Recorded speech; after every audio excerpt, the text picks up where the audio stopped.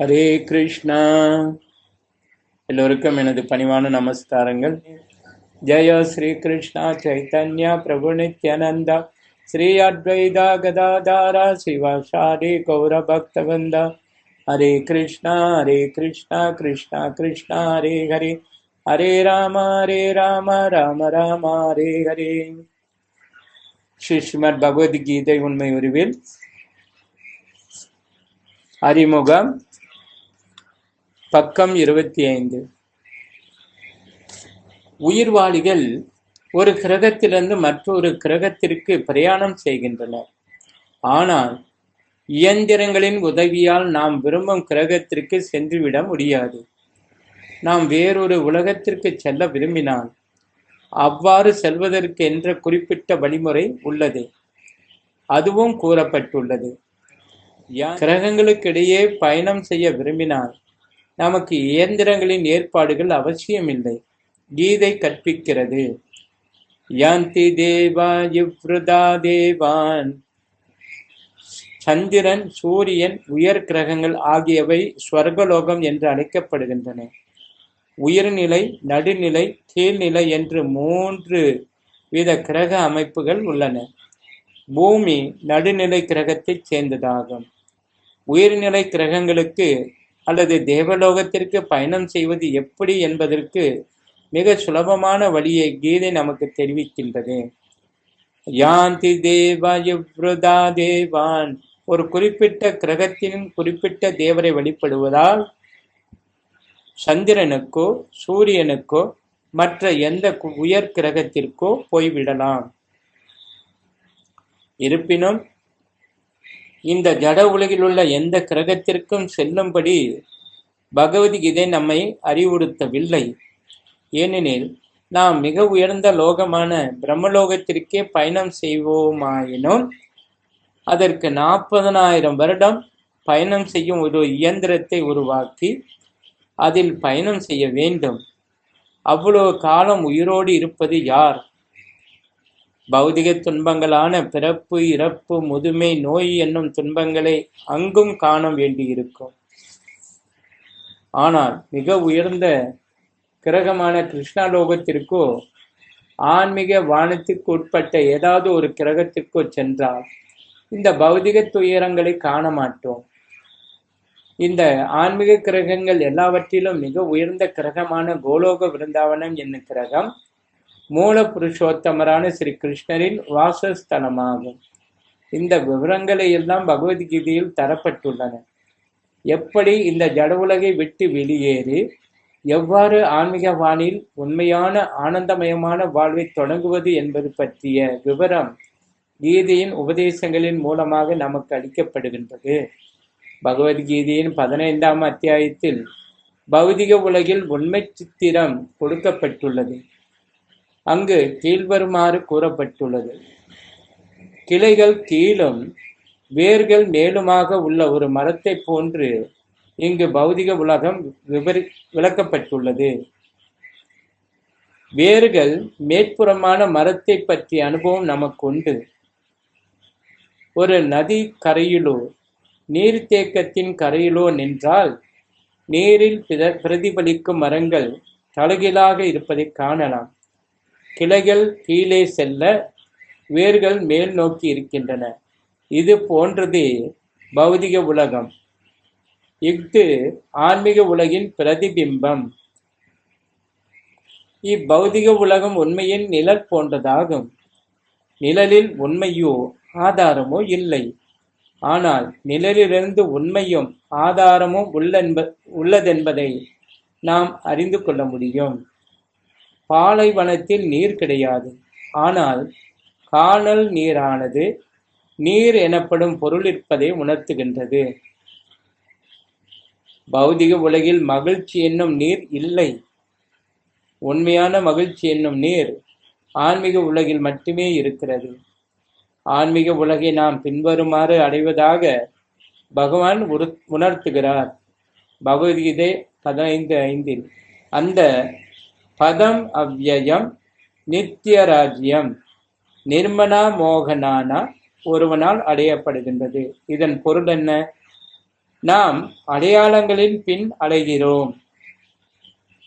ஒருவர் ஐயாவாக விரும்புகிறார், ஒருவர் பிரபுவாக விரும்புகிறார், ஒருவர் ஜனாதிபதியாகவும், ஒருவர் பணக்காரராகவும், ஒருவர் மன்னராகவும், இவ்வாறு ஏதாவது ஒரு உயர்நிலையை பெற விரும்புகின்றனர். இந்த அடையாளங்களில் பற்று கொண்டிருக்கும் வரை நாம் உடலோடு பற்று கொண்டிருப்பதாக பொருள். ஏனெனில் அடையாளங்கள் உடலைச் சேர்ந்தவை, ஆனால் நாம் இந்த உடல் அல்ல. இதை உணர்வதே ஆன்மீகத்தின் முதல் படியாகும். தற்போது பௌதிக இயற்கையின் 3 குணங்களுடன் நாம் உறவு கொண்டுள்ளோம். பகவானுக்கு பக்தி தொண்டு செய்வதன் மூலமாக நாம் பற்றற்றவர்களாக வேண்டும்.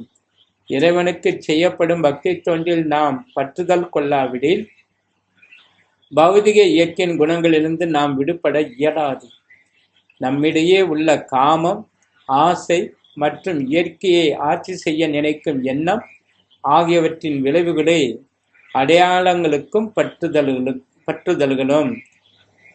பௌதிக இயற்கையை கட்டுப்படுத்த நினைக்கும் நமது எண்ணத்தை நாம் கைவிடாதவரை சனாதன தாமமான பரமனின் திருநாட்டிற்கு திரும்பிச் செல்லும் வாய்ப்பு நமக்கு இல்லை. அழிவற்ற நிரந்தரமான அத்திருநாட்டை அடைய முயற்சிப்பவன் பொய்யான ஜட இன்பங்களின் கவர்ச்சியால் மயக்கப்படாமல் பரமபுருஷ பகவானின் சேவையில் நிலை பெற்றிருக்க வேண்டும். இவ்வாறு நிலை பெற்றவன் எளிதாக அந்த உன்னத திருநாட்டினை அடைய இயலும். கீதையின் மற்றொரு இடத்தில் 8:21 கூறப்பட்டுள்ளது. அவ்வியக்த என்றால் தோன்றாதது என்று பொருள். ஜட உலகம் கூட நமக்கு முழுவதுமாக தோன்றுவதில்லை.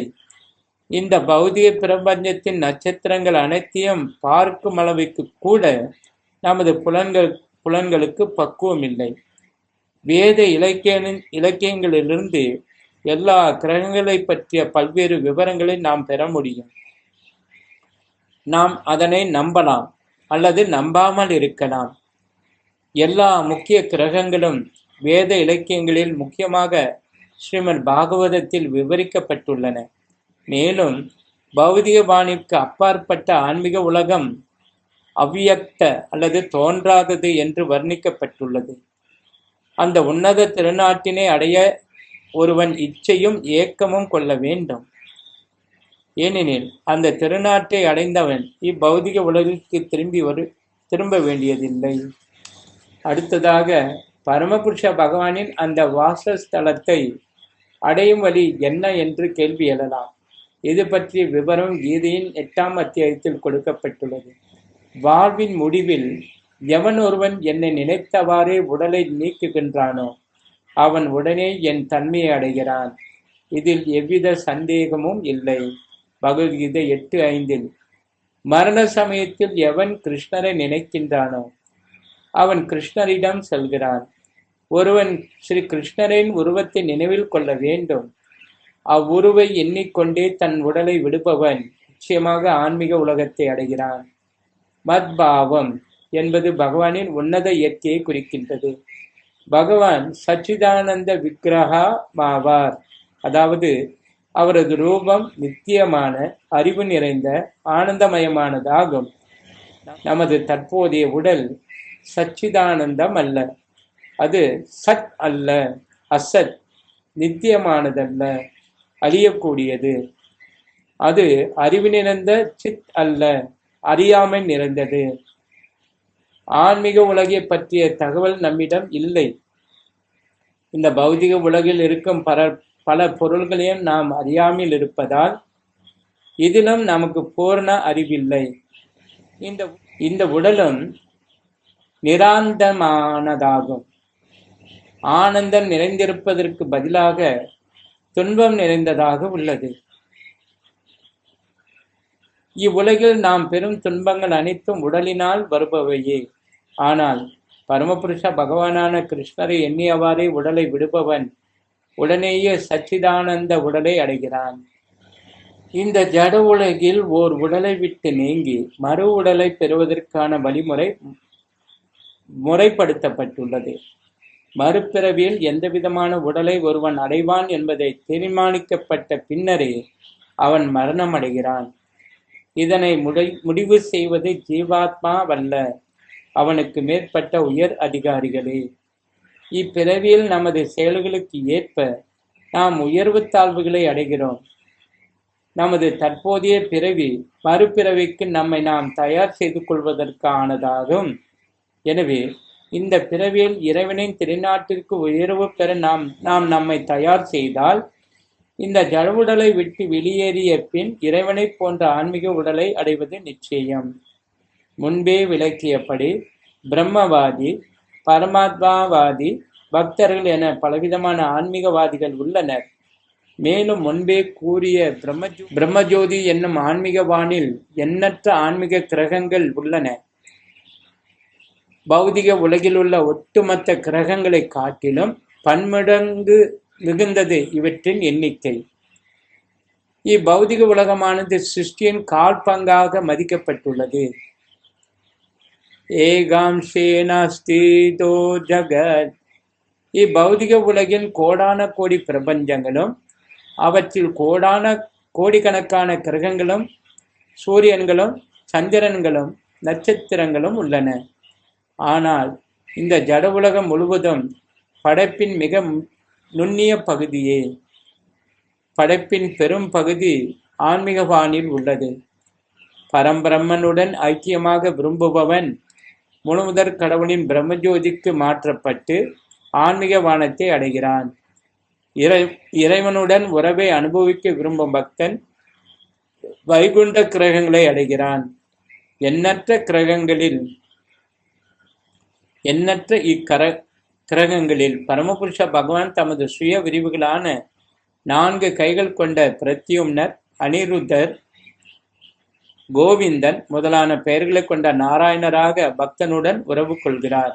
எனவே ஆன்மீகவாதிகள் வாழ்வின் இறுதியில் பிரம்மஜோதியையோ பரமாத்மாவையோ புருஷோத்தமரான முழுமுதற் கடவுள் ஸ்ரீ கிருஷ்ணரையோ எண்ணுகின்றனர்.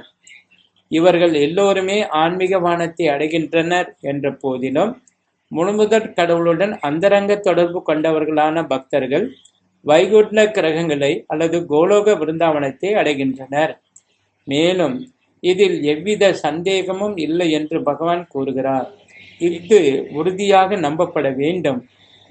நமது கற்பனைக்கு ஒத்து வராததால் ஒரு பொருளை நாம் மறுக்கக்கூடாது. நமது மனப்பான்மை அர்ஜுனனை போல நீங்கள் கூறியவற்றையெல்லாம் நான் நம்புகிறேன் என்று இருக்க வேண்டும்.